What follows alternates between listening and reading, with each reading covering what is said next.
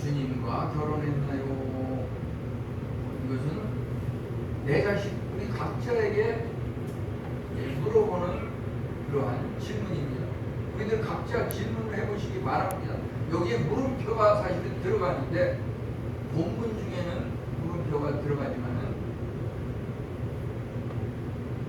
실질적으로 제목에는 물음표를 쓰지 않는다라고 하는 것이 정설로 되어 있습니다. 그래서 모두 그 물음표를 생각을 했는데 각자 질문해 보시기 바랍니다. 이 본문을 자세히 이렇게 읽어보면은 거기에서 씨 뿌리지 못하는 땅, 광야에서 이 말씀이 주어지고 있는데요. 쉽게 이야기하면 이 광야라고 하는 것이 하나님과 이스라엘 사이의 결혼 예식장이다, 이렇게 볼 수가 있겠습니다. 우리는 예식장에서 또는 이러저러한 장소에서 결혼식을 갖지만은 하나님과의 그 사랑의 영적인 결혼식은 광야에서 이루어진다고 하는 것입니다. 우리가 참으로 하나님을 만나서 하나님과 사랑에 빠지며 첫사랑을 거쳐서 이제 청년기 사랑을 거쳐서 그 풋사랑이 이제 신혼의 결혼으로 열매를 맺고 이러한 일련의 하나님을 신랑으로 이스라엘, 이것은 우리 성도를 말하는데 우리 신부 사이에 결혼이 이루어지는 이러한 것은 참으로 광야에서 이루어졌다고 하는 말은, 광야는 여기 나와 있는 대로 전혀 씨 뿌리지 못하는 땅, 그 땅이 얼마나 척박하고 열악하고, 우리 신약에 보면 씨 뿌리는 비유에서 돌 같은 그 땅, 가시나무 땅, 그 좋지 않은 땅에서는 열매가 맺히지 않는다 그랬는데, 하나님과의 이 결혼 관계에는 씨를 뿌리지 못하는 그런 땅에서, 여기 3절에 보면 열매가 열렸다고 했어요. 첫 열매가 열렸습니다. 사랑의 꽃이 피었습니다. 내가 하나님을 믿게 돼서 하나님과 결혼한다고 하는 것, 도저히 인간으로서는 할 수 없는 일입니다. 내가 잘나서, 내가 착한 일을 많이 해서, 내가 조상을 잘 만나서, 그거 전혀 관계가 없습니다. 사랑은 여기 있나니 너희가 나를 사랑한 것이 아니요 하나님께서 우리를 먼저 사랑하셨기 때문에 우리가 하나님을 사랑할 수 있게 된 것이고 하나님과 결혼하게 된 것입니다. 이 신랑 되신 하나님의 그 사랑, 하나님과의 사랑을 살펴보면은 하나님의 사랑은 참으로 영원한 사랑인데 비해서 우리 이스라엘 성도들의 하나님을 향한 신부로서의 사랑은 영원하지가 못하고, 그 첫사랑 잠시 잠깐 뜨거운 듯 하더니 그것이 참으로 다 버려지고 내가 언제 너를 사랑했냐 싶게 뿌리치는 이것이 우리 성도들의 삶이라고 하는 것입니다.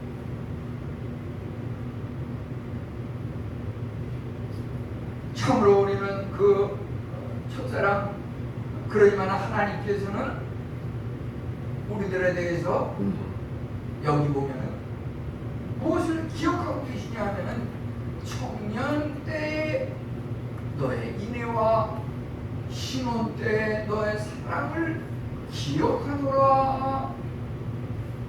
참으로 처음에 하나님을 뜨겁게 사랑하였고, 그렇지만 그 광야 생활을 보게 되면은 끊임없이 하나님을 잊어버리고 세상과 짝하며 불평불만과 우상숭배와 말할 수 없는 하나님을 거역한 일이 있었지만은 하나님께서는 그러한 것들을 다 잊어버리고 오직 여기 말씀에 보면은 너의 청년 때의 인애와 너의 신혼 때의 사랑을 기억하노라. 하나님께서는 우리 과거에 대해서 그 잘못을 일일이 추구해서 그것을 심판하고 탓하는데 우리를 몰아치는 것이 아니라 그거 다 잊어버리고 오직 하나님께서 우리를 용서하시고 그 사랑만을 기억한다고 여기 말하고 있는 것입니다. 우리는 참으로 하나님의 신부로서 하나님을 믿고 하나님과 결혼관계를 이루었다고 하는 것이 얼마나 놀라운 일인지요. 이것은 정말 기적 중에 이와 같은 기적이 없습니다. 하나님께서 우리를 참으로 특별하게 보호하고 계신다고 합니다. 하나님은 우리를 용서하시는 분이고 우리의 잘못을 전혀 추궁하지 않고 좋았던 사랑의 기억만 하고 계신다고 하는 것입니다.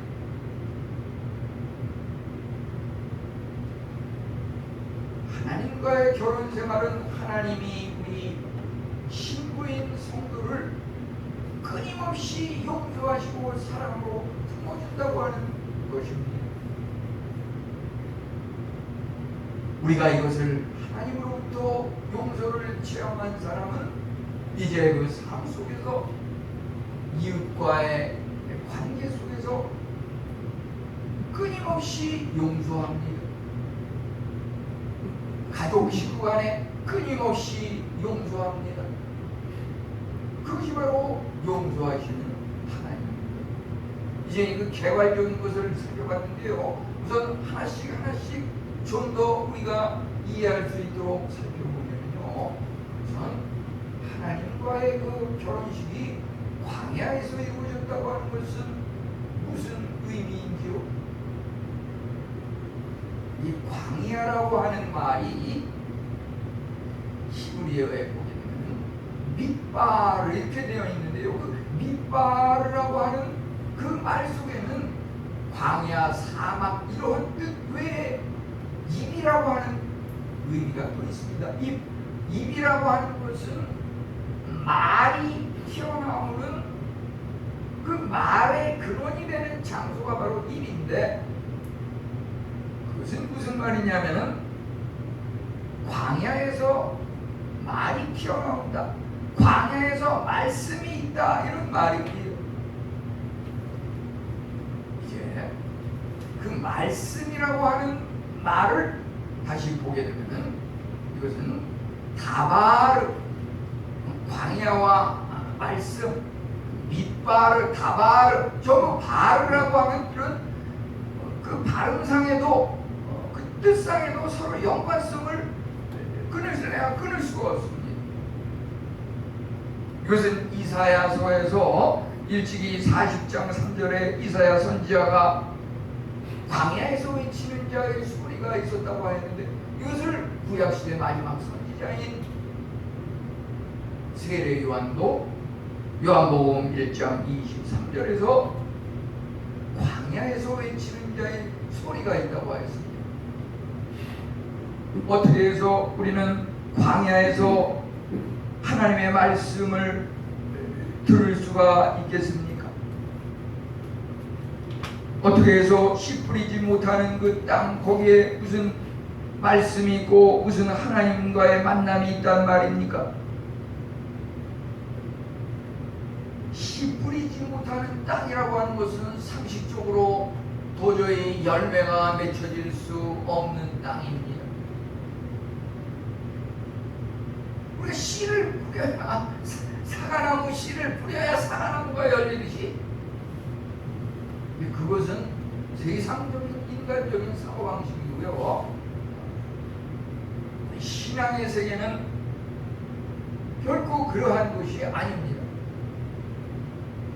세상과 다르기 때문에 우리가 하나님을 믿는 것입니다.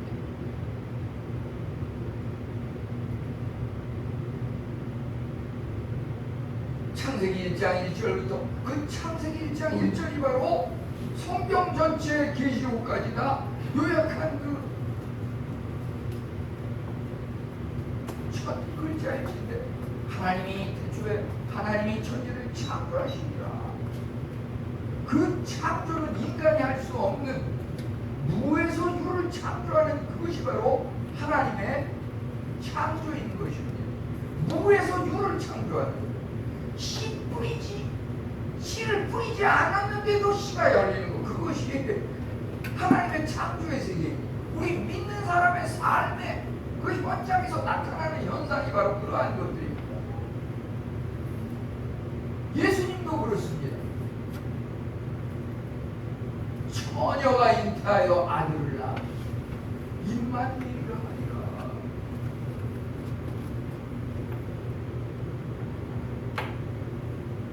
우리가 하나님을 믿는 것은 씨 뿌리지 못하는 도저히 불가능한 그곳에서 열매가 열리는 그것이 하나님의 은혜인 것입니다. 그러한 것을 체험한 사람, 아니 주님과 결혼한 사람은 날마다 매 순간 그러한 것을 체험하면서 살아가는 것입니다. 공허한 사막, 광야, 그곳에서 정말 그 광활한 사막 1시간, 2시간, 3시간을 달려도 먼지밖에 일어나지 않는 그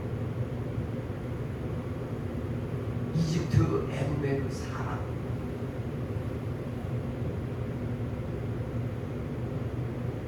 그런데 영적인 귀가 열리면 천둥 소리와 같은 쿵쿵쿵쿵쿵 그 하나님의 그 음성이 광활한 그 광야 속에서 들린다고 하는 것입니다. 광야는 참으로 우리가 새로 태어날 수 있는 변화와 전환이 이루어지는 하나님을 만나는 결혼 예식장입니다. 이 광야에서 이스라엘이 탄생한 것을 보게 됩니다. 이스라엘이 탄생했다고 하는 것은 바로 성도인 우리가 어디서 탄생했는지 그 장소 또 시간도 한번 되새겨볼 필요가 있겠습니다. 이스라엘이라고 하는 것이 어디서 어떻게 창조되고 시작이 되고 출발이 되었습니까? 야곱이 지치고 지쳐서 광야에 가던 그 길에 낯선 사람을 만났습니다. 그와 겨루며 씨름하였습니다. 밤이 맞도록 겨루었습니다. 그 낯선 사람이 사실은 야곱에게 저주었다고 볼 수가 있습니다. 야곱이 이겼습니다. 하여튼 그 낯선 사람을 이김으로 이제 그 야곱과 싸웠던 그 낯선 사람이 야곱에게 내 이름을 이제 야곱이라 하지 않고 이스라엘이라 하리라. 그 이스라엘이라고 하는 말의 뜻은 하나님과 겨루어 이겼다 이런 뜻인데요. 사실은 하나님이 이기게 하셨다 이런 의미가 더 정확한 해석이라고 볼 수가 있습니다. 하나님이 이기게 하셨다. 이스라엘 낯선 곳에서 광야에서 야곱이 낯선 사람과 싸워 밤이 맞도록 새벽이 되도록 계속 싸워서 이겨서 이제 탄생한 것이 내 이름을 이제는 야곱이라 하지 않고 이스라엘이라 하리라. 거기서 이스라엘이 출발했습니다. 참으로 하나님과의 첫사랑, 하나님과의 결혼이 이루어졌습니다. 그곳에서 우리 각자 나는 언제 하나님을 만났나요? 한번 견주어 생각해 보시기 바랍니다. 우리들 각자 하나님을 처음 만난 장소와 시간이 기억에 있습니까?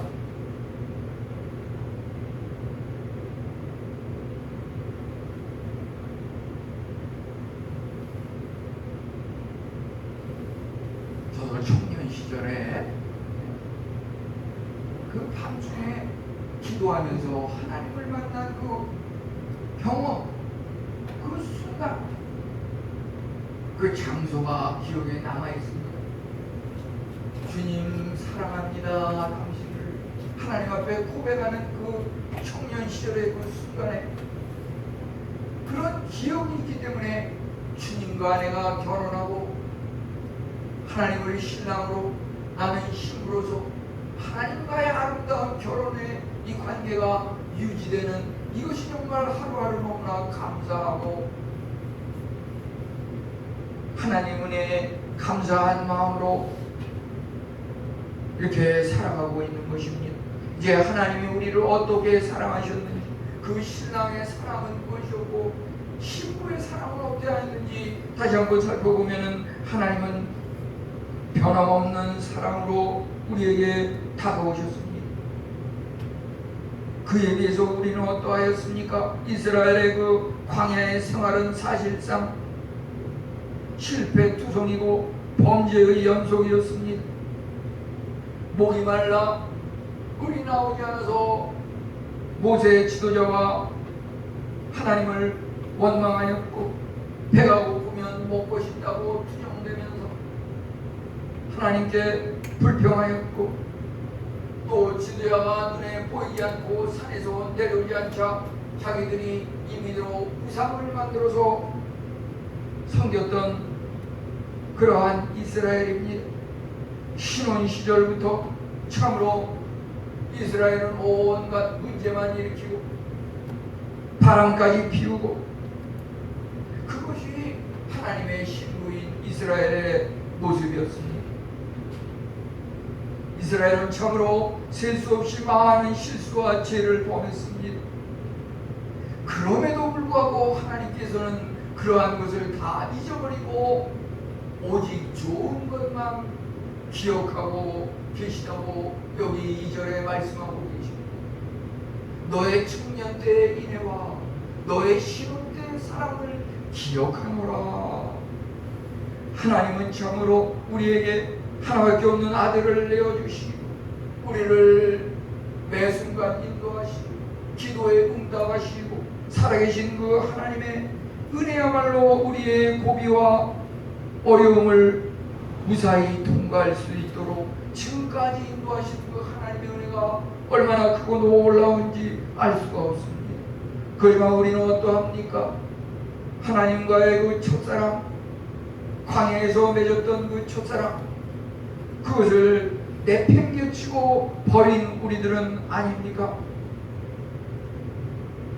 우리는 참으로 언제부터인가 하나님을 향한 그 열심이 싸늘하게 식어져 버리지 않았습니까? 이 성경에서 말하는 간음죄라고 하는 것이 마태복음 5장 28절에 보면 음욕을 품고 여자를 바라보는 자마다 이미 간음하였느니라.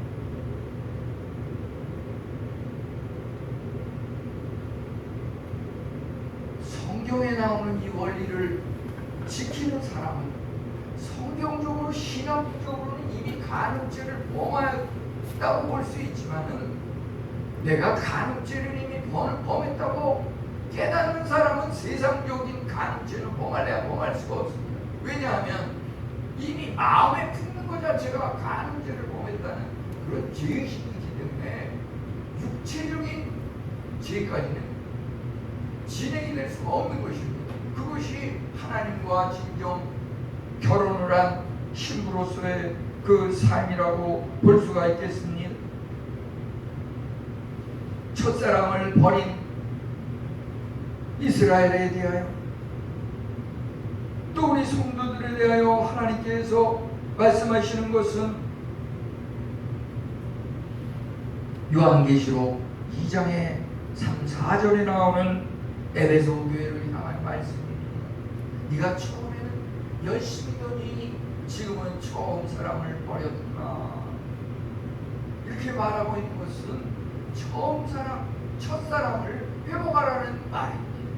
우리는 여기서 왜 이러한 이야기가 나왔는지 구체적으로 들어가 보게 되면은 그 에베소 교회에 니골라 집사가 있었습니다. 니골라 집사가 니골라 당을 만들면서 교회에 참으로 이단을 퍼뜨렸습니다. 그가 마귀의 미혹에 넘어가서 육체와 영혼을 분리하면서 육체는 아무리 범죄를 하여도 영혼만 깨끗하고 구원받으면 문제가 되지 않는다. 이런 이론을 갖다가 퍼뜨리면서 거기에 에베소 교회가 처음에 열심히 씌워지면서 그 처음 사랑을 버리고 이것이 또 다른 그 버가모 교회라든지 다른 곳에도 또 영향을 미쳐서 이단 사상으로 물들이고 퍼뜨렸다고 하는 것입니다.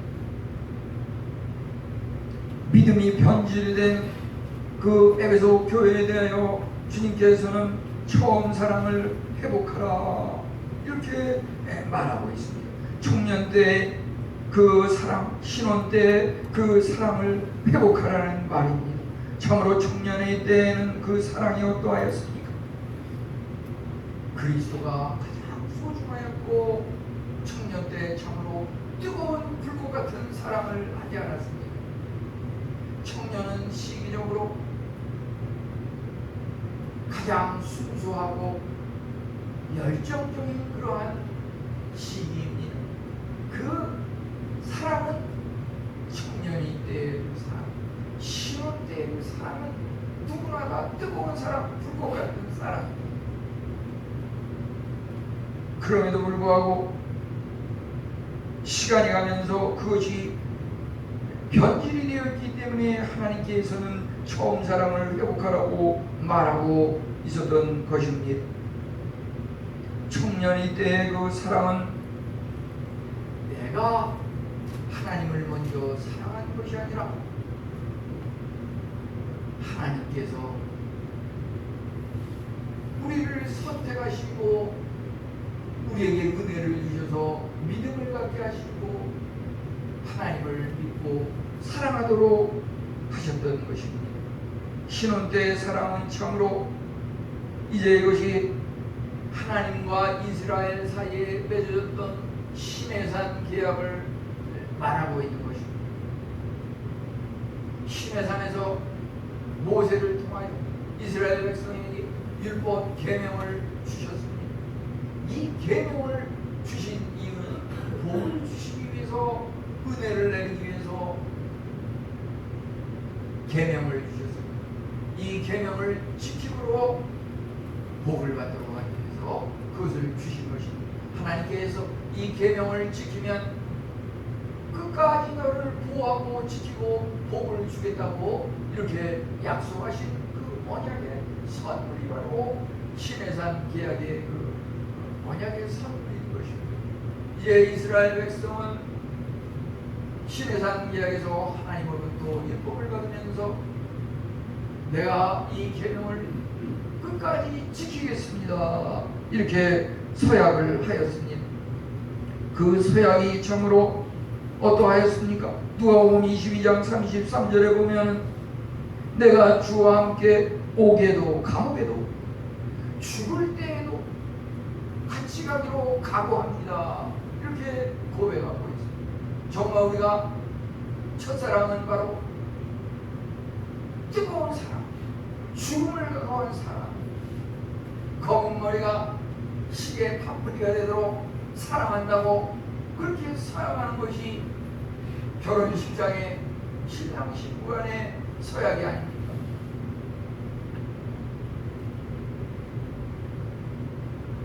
하나님을 향한 신부의 첫사랑의 태도도 바로 이러한 것이라고 볼 수가 있겠습니다.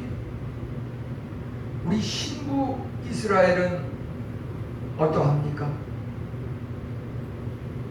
하나님의 그 신부인 이스라엘, 우리 성도들은 기적을 통해 나타난 열매라고 하는 것입니다. 씨를 뿌려도 열매가 열리지 않는, 씨를 뿌리지 못하는 그러한 땅에서 열매가 열린 그 첫 열매, 그것이 우리 성도의 본질이라고 하는 것입니다. 이것은 참으로 기적의 열매입니다. 내가 하나님을 믿는다고 하는 것, 내가 여기 앉아서 예배를 드린다고 하는 것, 이 모든 것이 기적의 열매입니다. 그 기적이 아무에게나 일어나는 것은 아닙니다.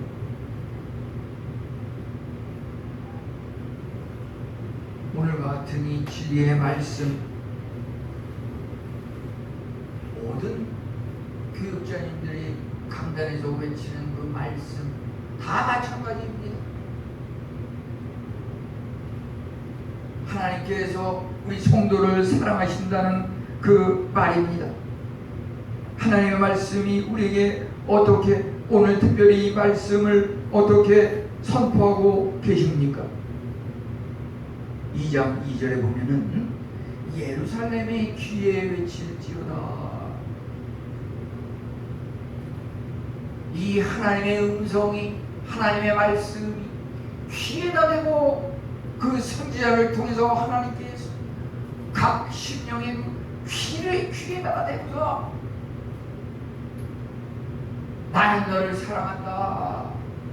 너의 그 청년의 때에 나를 사랑하는 것, 신혼의 때에 너 나를 사랑하는 것, 그거 다 기억하고 있다.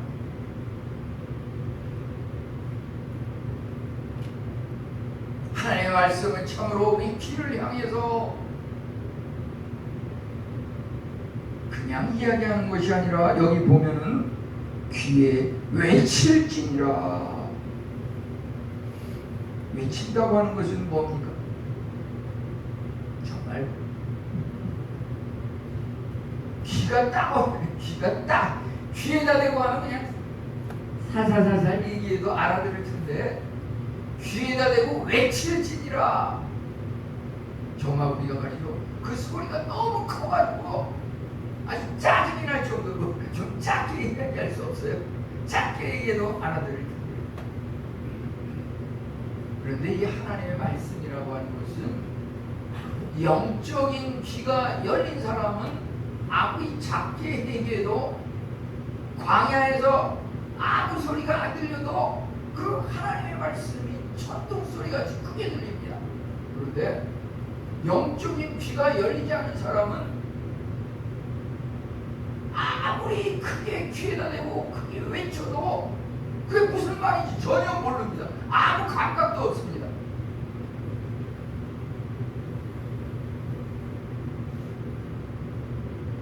그저 그냥 5분 있다가 문 열고 나가서 집에 가면 교회에서 무슨 설교가 있었더라 다 잊어버립니다.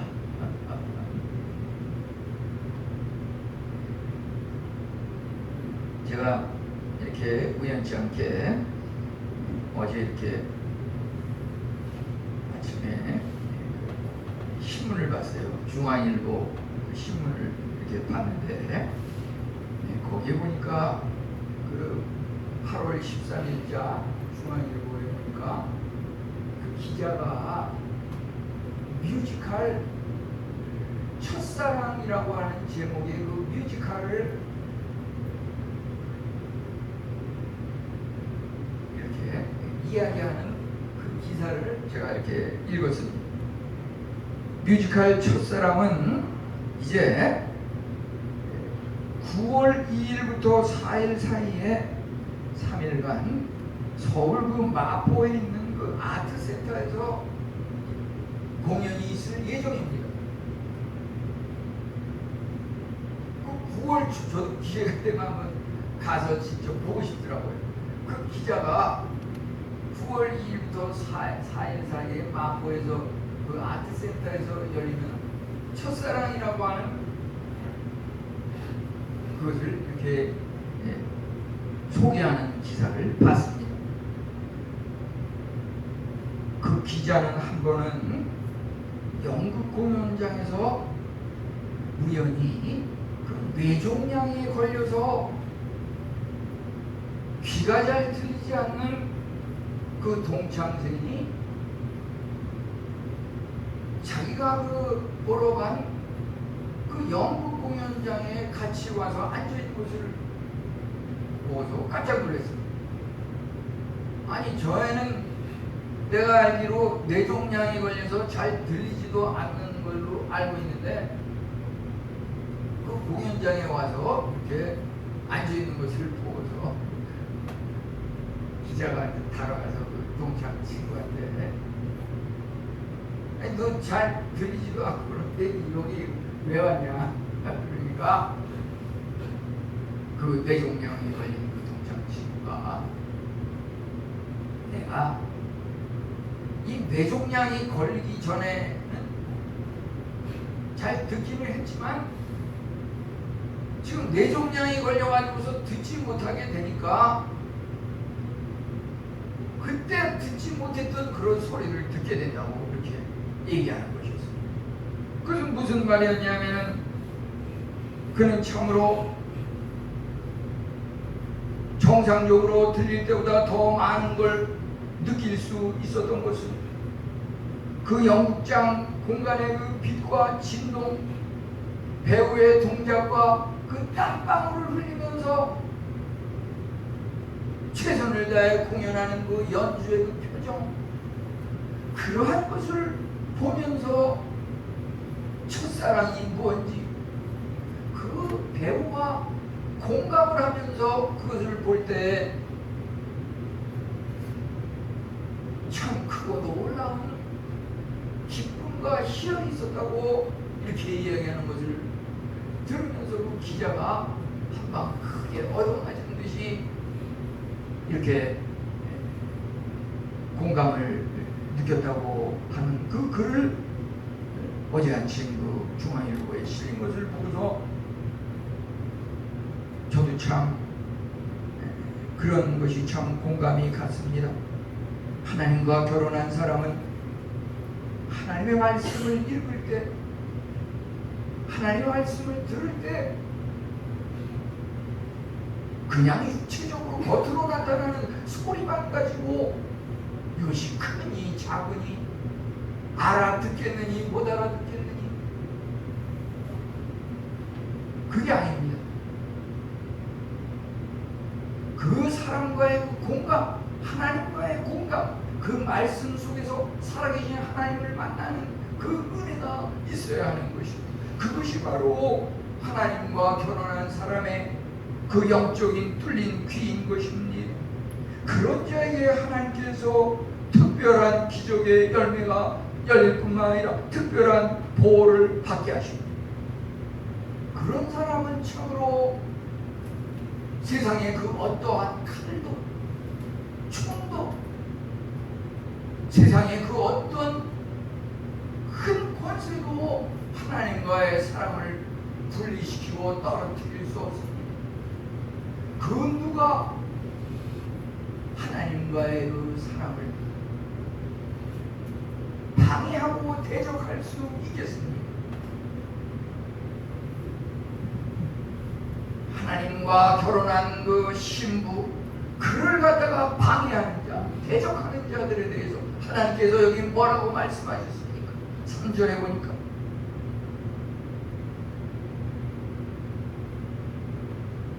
그를 삼키는 자는 모두 벌을 받아 재앙이 그들에게 닥치리라. 우리가 하나님과 진정 결혼을 하고 하나님을 신랑으로 섬기는 신부로서 믿음생활, 신앙생활을 하게 되면은 그 어떠한 방해도 우리에게 있을 수가 없습니다. 우리가 물론 이 몸과 마음과 영혼이 분리된 것으로 생각할 수 있는데, 저는 신앙생활을 하면서 말이죠, 하나님께서 영혼을 다스린다고 하는 그 의미가 사실은 몸과 마음과 영혼을 다 다스린다는 그 의미로 저는 받아들이고 믿고 있습니다. 우리가 몸만 의지하게 되면 마음과 영혼을 다스릴 수는 없지만, 하나님을 통해서 영혼이 다스려지고 치유가 되게 되면 몸과 마음은 더불어 자동적으로 치료가 된다고 하는 것입니다. 우리가 세상적인 의사에 의존하게 되면 우리 몸이 일시적으로 회복이 될지 모르지만, 하나님을 통해서 영혼이 치료되면 그 하나님과의 결혼 관계가 깨지지 않는다고 하면은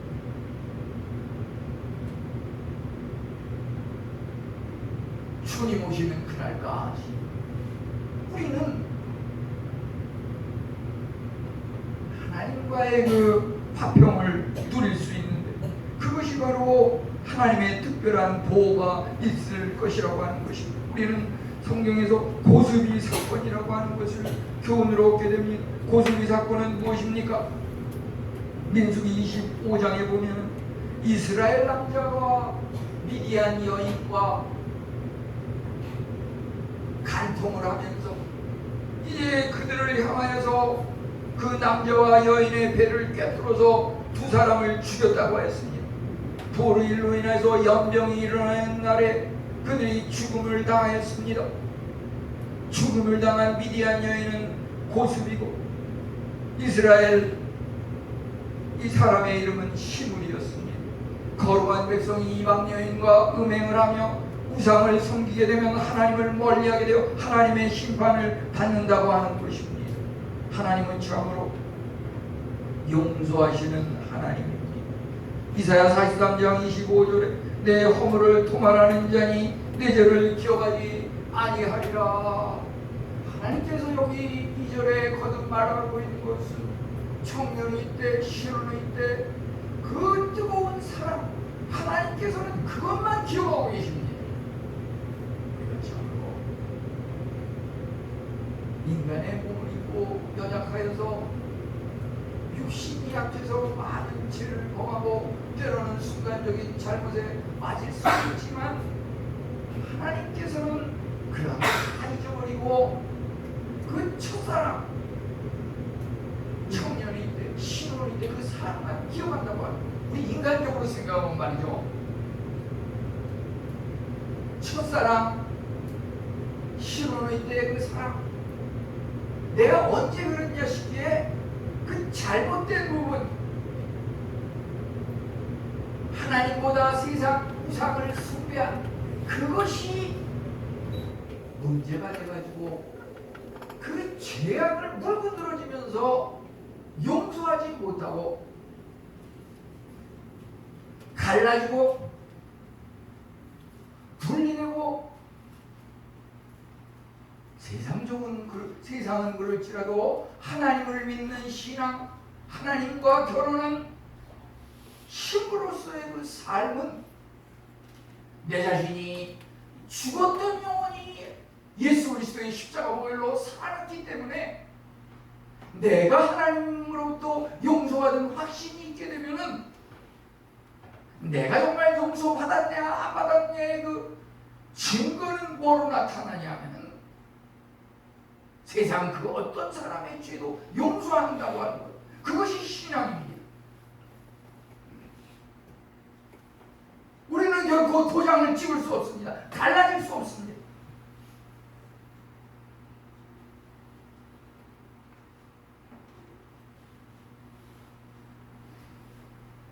아무리 잔인한 사람도 그 마음속에 말이죠,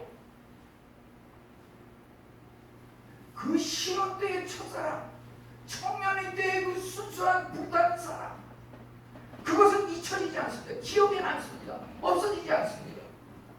그래서 중간중간에 잘못된 그러한 부분들이 있을지라도 마귀 사탄은 자꾸 그것을 기억나게 합니다. 그게 마귀 사탄의 유혹입니다. 사탄에게 빠지지 말고 사탄을 나사렛 예수 그리스도의 이름으로 물리치고 그러한 죄의식에 얽매이지 말고 용서함 받은 내가 세상 그 누구도 용서하고, 이 용서가 바로 신앙생활이라고 하는 것입니다. 신앙생활, 믿음생활은 용서하는 생활입니다. 믿음생활, 신앙생활 따로 있고 용서하고 정죄하는 거 따로 있는 게 아닙니다. 주님과 결혼한 사람, 예수님을 신랑으로 가정에 모신 그런 결혼 생활을 하는 사람이고, 주님과 결혼한 사람은 가정에서 배우자를, 가정에서 식구들을, 자녀들을 볼 때 신랑 하나님을 보는 것입니다. 그들을 대할 때 하나님을 대하듯이 그렇게 살아갑니다. 그런 마음으로 살아갑니다. 우리 모든 성도님들, 주님과 결혼한 이러한 은혜가 있기를 축원합니다. 우리 다 같이 이 시간 눈을 감고 하나님 앞에 조용히 결단의 기도를